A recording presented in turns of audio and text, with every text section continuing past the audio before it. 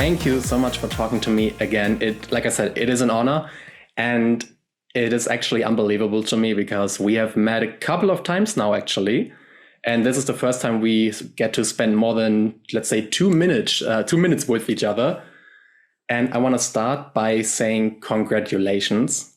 Firstly, on Hercules, the musical, but also on becoming a grandfather recently. So congratulations. Oh, thank you. My friend Astrid, who you spoke with last summer in Berlin, mentioned this to me. Oh, you know Astrid. Yes, exactly. I love her. She's working for my website, which is Disney Central DE. So we are a fan site, not affiliated with Disney, just a fan site. So we're all big fans of your work. And for me, my personal favorite movie in the world, not only Disney, but everything, is Hercules. Wow. Let me start off with the first question, because I believe in the last couple of years, Hercules has become such a popular hit, which I think it started off as an underdog, but it has gained such a fan base from my perspective. And I can see you agree. How do you think, what has changed? Has anything changed at all? Well, what happened? I've been through this phenomenon before. The same thing happened, I don't know if it's here, but it happened in the States with Newsies. Oh, yeah. Which was an enormous flop. Yeah. It earned me a Razzie Award for Worst Song of the Year. And then it won me my first Tony Award for Best Score on Broadway. So, yeah, in my gut, I have always felt that Hercules, both Hunchback and Hercules, came at a time where there was just one after the other, after the other, after the other of these animated movies. And I think people began to go, I know what they are. I saw the last one. And so it was kind of maybe a fatigue about the genre. But now, over time, they've become aware of it, and it's really gratifying. That's awesome. And you said Hunchback was also like a huge phenomenon, or has become one. I saw that musical as well. Absolutely loved it. What or where, with all the work you have done, does Hercules fit in for you personally and emotionally? Because we all know, like, Little Mermaid and Aladdin have like a very special place, obviously, because of Howard and so many other things. Hercules is right up there with the best of the things I've worked on, and I've been for like 20 years. I've been wanting there to be a stage adaptation of Hercules. I remember on my daughter's sweet 16, and she's now a mother, and I'm not going to say her age, but at least 20 years, more than 20 years. We went on some Disney cruise as actually it was for her sweet 16 with some friends of hers. We went to they have those, the ship shows on the boats. And there was Hercules. And the Muses came out, and I went, oh my God, this is constructed in a way that could so work on stage. And so from that moment on, it was like, this has got to happen. And then when it happened in New York, it happened in collaboration with the Public Theater and this program called Public Works, which drew on community members from all over the city, from homeless people to ex-cons to activists to people in choirs to just community members. So it was, and because of the nature of the score, it was so natural to make it a cast of diversity. And that has so added to the power of Hercules, in my estimation. And now I see it over here, and I'm just thrilled about this. The other thing that's very unique about it being here. It's not like this is a musical that's being imported to take a look at it in Hamburg. This is a musical that essentially been developed for this Hamburg production and developed throughout the Hamburg production. And people around the world are going to be coming in to see it here to decide whether they or not. So that's a very unique position that that Hamburg has in relation to this project that I don't think it's ever had with, at least for me, with any other of my projects. It's very, very central. So it's a very exciting time for this. Hercules also, you think about I think of Little Shop of Horrors, Newsies, Hercules. These are projects that maybe Sister Act, they drive on a real pop beat. They are in other projects, but they're much more driven, by a really exciting rhythmic base to it. But what I love about what's happening with the stage musical is there's also some really deep emotional veins that we've hit. You haven't seen the show yet, I don't think, right? I do have seen the show. Oh, you have. So there's a song "To Be Human" and "Forget About It," and there's a lot of emotional and beats in it that I think also counterweight to the very intense, driving rhythmic stuff. So I'm really excited. To me, I thought Hercules was really good as a movie. I really think it's going to actually become geometrically better as a stage musical. You've mentioned the new songs that you have written. One new song is one for Hades. He hasn't been singing in the original movie. Right. He has had a song. He has had a song in the animated series where I don't think you were involved with. And he had a different song in the play in Jersey. And now he has another new one. Why is it? Is it hard to come up with a song for this special character, or what's going on? No, once I have a right assignment, it's like a fish to water. It's what I do. There are a lot of things in life I'm not very good at, but this is one thing I'm good at. The song we had in Jersey is a song I love. It was called "A Cool Day in Hell," and it was kind of a wink at Lou Reed, "Take a Walk on the Wild Side" kind of thing. It's very cool, and then the flames are bursting out of his head. And I love the song. It just was hard to get that to land on stage in the right way.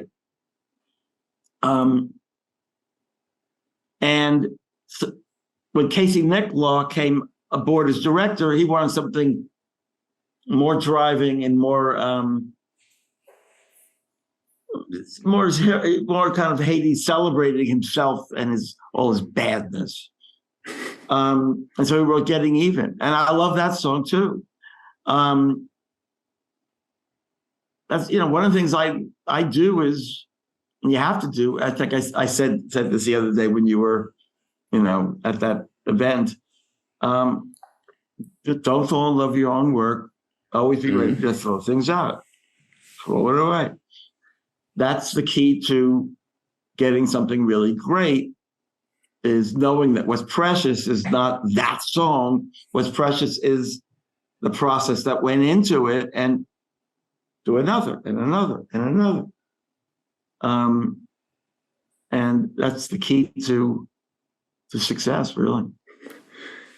And now you have worked on the stage version of Hercules, and I'm not gonna dive too deep into this topic, but there is talks about a potential Hercules live action movie. So just let's say in theory, how would that sound differently than a stage version of the songs? I have no idea.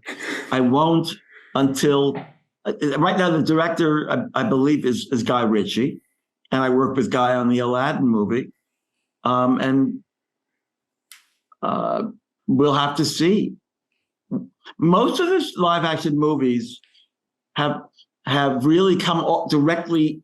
They've gone back to the animated and done their adaptation from the animated as opposed to the stage version. So very likely I would imagine it would use the animated movie as its basic source, and then we would do a similar process what we're doing for the stage, but for the live action movie. All of that said, we'll see if it happens, and if it happens, when it happens. It's always a matter in Hollywood. It's always a matter of, did the last movie musical do well? If so, yes, we'll do it. If the last one didn't do well, not mine, but anybody else's, they may go, well, let's hold off. So I have plenty of projects to work on, whether that happens or not. That sounds great. Let's jump into a whole different topic, because for this one, I have actually no idea what you're going to answer. The only thing I know about you and this topic is the song Compass of Your Heart. What is your relationship to the Disney parks? Do you go to Disneyland in your free time? How is it for you to hear the songs and see the reactions of people, all those things? I go mostly to have fun with the family. And when my kids were little, oh my God, we went all the time. Now they're grown-ups and they still go. And you have your granddaughter now, so. Well, she's only 2 months old, so it's a little early yet. I love the parks, and the only time I think, maybe mainly the main song I've written was "Compass of Your Heart." I also wrote a show for the Tokyo DisneySea's park of Snow Queen. Oh, okay. That did not happen. And then when it came back to animation and was becoming an animated movie, I was working on other things, and some wonderful writers, Bobby Lopez and Kristen Anderson Lopez, came and worked on what became Frozen. So those songs now just, there are more songs in the trunk, which is fine. But Compass of Your Heart is the main one. When I do a lot of concerts in Japan, and I have to perform that song because they've just adopted it as their own, which is, it's so gratifying and fills my heart. You've been performing that song at D23 Expo, I want to say 2017. That was the first time I actually did see you, so that was amazing. And let's stay with the parks for just a little bit, because as I told you, I'm a huge Hercules fan, and I hate that there's no presence of Hercules in the parks. And I need you to call Imagineering and tell them, hey, I've written this song. Let's make this an attraction. Let's go to the underworld or something. Okay. I'm on it. Okay. But, it's not like they take the lead from me. But, listen, there are plenty of changes happen in the park. Some of my favorite things have become, they turn it over. Like I used to love what's it called? Tower of Terror, which is now Guardians of the Galaxy or something. Oh yeah, okay. Yes.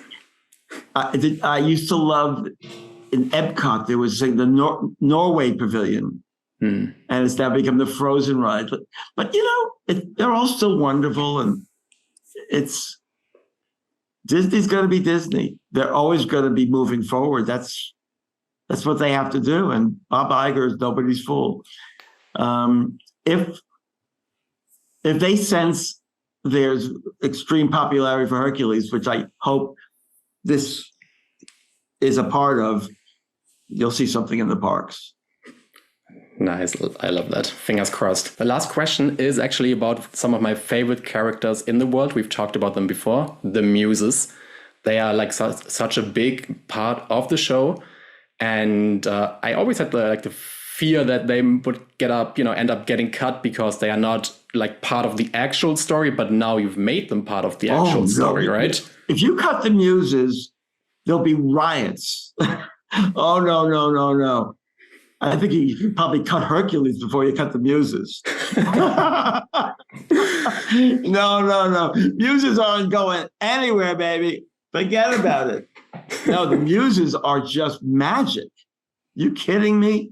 Oh my God. No, Don't worry. No worries about the Muses. They're an incredible device. They have incredible spirit. It's the same with Little Shop of Horrors. If someone tried to cut the urchins from Little Shop of Horrors, forget about it. No. No pun intended with a forget about it. But no.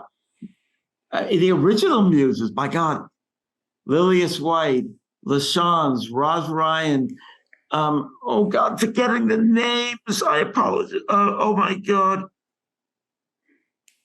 Oh, Valerie Pettiford. Anyway, they were amazing. Oh, I just adore them. My God, some of the best experience of my life was working with the Muses.